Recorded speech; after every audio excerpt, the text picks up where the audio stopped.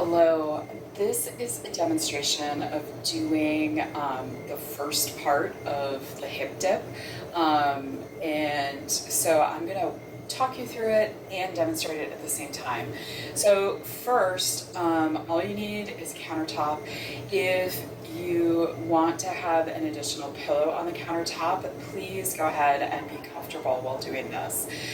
When we're going to be leaning forward onto the countertop, hinging at the hips. Everything from the bottom of your bust line up is going to be fully supported on the countertop. And when you're resting, you're going to set your chin on your forearms, okay?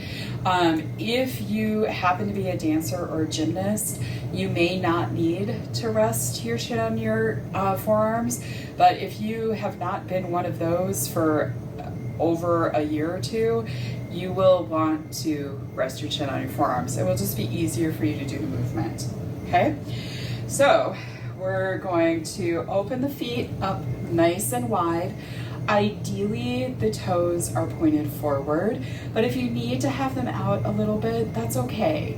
There's no perfect situation here, okay? We're gonna lean forward, let the chest be fully supported, and allow your chin to rest on the forearms, okay? Then we're gonna soften the knees. They're gonna be bent just a little bit, and then you're gonna swing the hip one direction and let that hip come forward. And you see that here, come forward, all right? And it's up to you how fast you wanna do this, how big, how forward you wanna come, okay?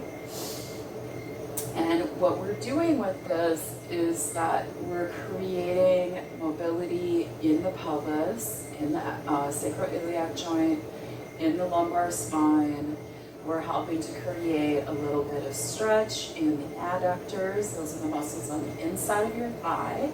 Our hamstrings, giving the quads just a gentle, easy workout.